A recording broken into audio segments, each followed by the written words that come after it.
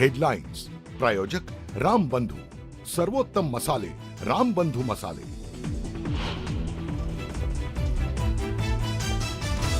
पावसाळी अधिवेशनाच्या पूर्वसंध्येला सरकारचं चहापान, मुख्यमंत्री आणि दोन्ही उपमुख्यमंत्र्यांसह सर्व मंत्री आणि आमदारांची उपस्थिती।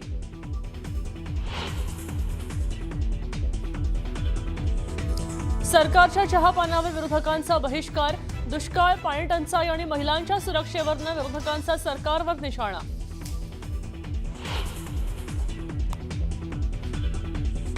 ठाकरेंच्या शिवसेनेचे बंडखोर खासदार पक्षांतराच्या भूमिकेवर ठाम, उद्या पत्रकार परिषदेमधनं राजकीय भूमिका स्पष्ट करणार, सूत्रांची माहिती।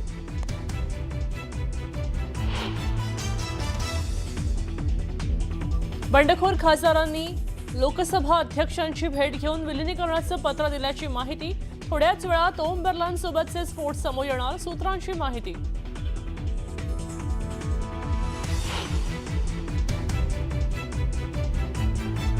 ठाकरेंच्या 4 खासदारांच्या देवदर्शन केल्याचा फोटो व्हायरल, उज्जैनमधला फोटो समोर आल्यानं चर्चा।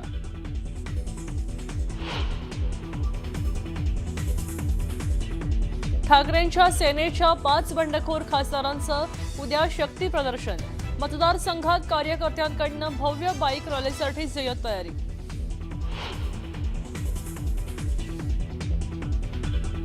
ओमराजे निंबाळकरांची बंद दाराआड कार्यकर्त्यांसोबत चर्चा, ओमराजे उद्या निर्णय जाहीर करणार।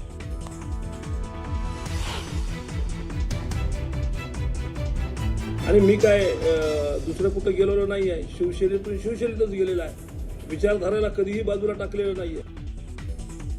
मतदारसंघातले विकास कामं होत नसल्यानं निर्णय घेतला, खासदार नागेश पाटील आष्टीकरांची पहिली प्रतिक्रिया।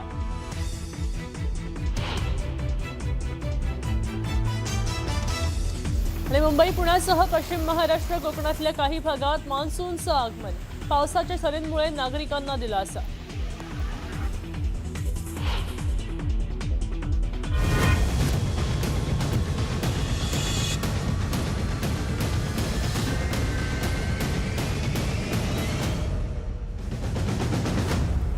न्यूज 18 मराठीच्या कॉटन किंग स्टुडिओमध्ये आपलं स्वागत। ओमराजे निंबाळकरांच्या राजकीय भूमिकेबाबत अजूनही सस्पेन्स कायम आहे आणि त्यामुळेच ऑपरेशन टायगर आणि इतरही 5 खासदार आता गॅसवर आहेत अशी चर्चा आहे। धाराशिवमध्ये जवळच्या कार्यकर्त्यांशी चर्चा करून आता ओमराजे काय निर्णय घेत आहेत याकडे सगळ्यांच्या नजरा लागलेल्या आहेत, पाहूया। धाराशिवमध्ये गोर्धनवाडी या ठिकाणी मी सगळ्यांना बोलवलंय, सगळ्यांशी चर्चा करून मग मी माझा निर्णय त्या ठिकाणी जाहीर करेन। मी तुम्हाला एकच प्रश्नाचं उत्तर देतो की माझी जी काय राजकीय भूमिका आहे ती मी आज चर्चा करून झाला, आज नाहीतर उद्या विस्फोट। सामान्य माणसानं मला आज इथपर्यंत पोहोचवलंय, त्याच्यामुळं निश्चितपणे त्या माणसाचा मला वाटतं पहिला अधिकार आहे, तर त्यांच्याशी चर्चा करून मला जो काही राजकीय निर्णय ठरवायचा तो ठरवेल। धाराशिवचे खासदार ओमराजे निंबाळकर यांनी पुण्यात पत्रकारांशी बोलताना मांडलेली ही भूमिका। ऑपरेशन टायगर अंतर्गत ठाकरेंच्या सेनेचे 6 खासदार शिंदेंच्या सेनेच्या गळाला लागले अशी चर्चा आहे। यात धाराशिवचे खासदार ओमराजे निंबाळकर यांच्याही नावाचा समावेश आहे। मात्र ओमराजे निंबाळकरांनी सध्या तरी आपला निर्णय गुलदस्त्यात ठेवलाय, कार्यकर्त्यांची चर्चा करून निर्णय घेणार असं त्यांनी सांगितलंय। ह्या जन्मात तरी त्या माणसाचं राजकारण साध्य होऊ द्यायचं नाही, त्यांना दाखवून द्यायचं की एका माणसाला मारल्यामुळं त्या ठिकाणी तुमचा राजकीय विरोधक संपत नसतो, तितक्याच ताकदीनं राजकीय विरोधक तयार होत असतो। या एकमेव भावनेतनं मी त्या ठिकाणी राजकारणात आलोय आणि हे मी आज सांगतोय असं ना, मी हे वारंवार सांगितलंय आणि मग त्याच्यासाठी सामान्य माणसाच्या संपर्कात आलो। आज सामान्य माणसानं मला आज इथपर्यंत पोहोचवलंय, त्याच्यामुळं निश्चितपणे त्या माणसाचा मला वाटतं पहिला अधिकार आहे, तर त्यांच्याशी चर्चा करून मला जो काही राजकीय निर्णय ठरवायचा तो ठरवेल। कोणताही राजकीय निर्णय घेतलेला नसताना आपल्यावर आणि आपल्या कुटुंबावर का टीका केली जातीये असा प्रश्न ओमराजे निंबाळकरांनी व्यक्त केला। कुटुंबातल्या व्यक्तीचा अशा पद्धतीने उद्धार करेल मला वाटत नाही, पण काही लोकांनी केला, सहन केलं, मी तेही सहन केलं। पण मला एवढंच म्हणायचंय की ह्या राजकीय प्रक्रियेमध्ये माझ्या कुटुंबानं नेमकं तुमचं काय वाटोळं केलंय, माझ्या कुटुंबातल्या कुठल्या व्यक्तीनं तुम्हाला त्रास दिलाय, बरं या लोकांनी माझ्या तुम्हाला- निस्त्या चर्चेनं जर मी 3 दिवसात इतका वाईट होत असेल तर खरंच इतका वाईट आहे का मी? बरं, नाही, तुम्ही बैठकीला गेला आहे का? नाही, तुम्ही नाही, बैठकीला रील गेले स्टार नाही. म्हणून- बैठकीला गेले नाही म्हणून तर चर्चा सुरू झाली. रील स्टार असलेल्या माणसाला लोक मत टाकतात का? स्थानिक स्वराज्य संस्थांच्या निवडणुकीतच ठाकरेंच्या पक्षाचा दारुण पराभव झाला. स्थानिक स्वराज्य संस्थेच्या निवडणुकीत आपल्या पक्षाचा पराभव का झाला याचा शोध घ्यायचा आहे, असंही ओमराजेंनी म्हटलंय. अख्ख्या लोकसभेत एक सुद्धा पंचायत समिती माझी निवडून येऊ शकली नाही. एक सुद्धा नगरपालिका माझी निवडून येऊ शकली नाही. मग खरंच आम्ही इतके वाईट आहेत का? मी असल, आमदार कैलास पाटील असतील, प्रवीण स्वामी असतील, सोपल साहेब असतील, आम्ही 24 तास लोकांसाठी देतो. तुम्ही लोकांना विचारा, मी म्हणतोय म्हणून माझ्या शब्दावर विश्वास ठेवू नका. आम्ही लोकांसाठी उपलब्ध आहेत का नाहीत? आम्ही त्यांच्यासाठी काम करतो का नाही? मग अशा परिस्थितीत मशाल ह्या चिन्हावर उभारलेल्या आमच्या लोकांना पराभवाचं तोंड का बघावं लागलं? आणि इतकं वाईट, माझा आज सोमनाथ गुरव नावाचा कार्यकर्ता धाराशिवमध्ये निवडणूक लढत होता. 3ऱ्या नंबरला जावं, 24 तास लोकांसाठी उपलब्ध असणारा कार्यकर्ता, मला त्याच प्रश्नाचा शोध घ्यायचा आहे. धाराशिवमध्ये दाखल झाल्यावर ओमराजे निंबाळकरांनी त्यांच्या कार्यकर्त्यांशी चर्चा केली. मात्र त्यांनी अद्यापपर्यंत आपला निर्णय जाहीर केलेला नाही. शिवसेनेमधल्या सध्याच्या राजकीय घडामोडींमध्ये ओमराजे निंबाळकर यांची भूमिका अत्यंत महत्त्वाची मानली जाते. ओमराजेंच्या निर्णयाचा परिणाम इतर बंडखोर खासदारांच्या पुढच्या राजकीय वाटचालीवरही होऊ शकतो.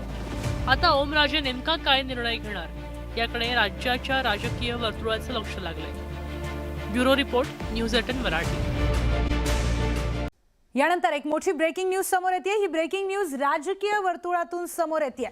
तर उद्धव ठाकरे यांच्या पक्षाचे खासदार संजय दीना पाटील यांच्या मुलीने उद्धव ठाकरेंची भेट घेतली.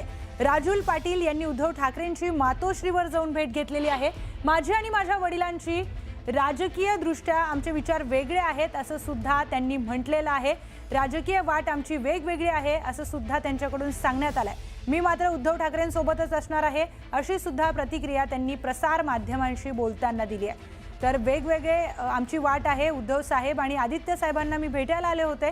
मी माझी भूमिका स्पष्ट केली असल्याचं सुद्धा त्यांनी ठणकावलंय. मी उद्धव साहेबांना, आदित्य साहेबांना भेटायला आले होते आणि माझी प्रतिक्रिया आहे, माझं स्टँड ते क्लिअर करायला आले होते की मी पक्षातच आहे आणि त्यांच्यासोबतच आहे. हे माझं स्टँड आहे. मी माझं कार्य नीट निष्ठेने करेन. ते हॅपीच आहेत, मी आहे. त्यांनी माझ्यावर एवढी जबाबदारी दिलेली आहे आणि मी ह्याच्यासाठी उभी आहे आणि त्यांनी ते हॅपी खुश आहेत. मी आहे ते त्यांच्यासोबतच आहे. आमच्या घरात इंडिव्हिज्युअल निर्णय घेण्याची पद्धत आहे. त्यांचा निर्णय ते घेतील, ते आपल्याला कळवतील. माझा निर्णय जे आहे ते मी दिलेला आहे. आज मला वाटतंय मातोश्रीवर राजुल पाटील वगैरे पोहोचलेल्या होत्या, पण आमचा विश्वासच नाहीये या लोकांवर. कारण ज्यांच्या बापाला संघटनेने एवढं दिलं, जर ते हे सगळं करू शकतात तर त्यांची पोरं आमच्यासोबत राहतील याची आम्ही अपेक्षा काय करावी? तुम्ही तर जनतेच्या रोषापासून लपण्यासाठी Y+ सुरक्षा घेताय. ही Y+ सुरक्षा घेण्याची तुम्हाला गरज का पडते?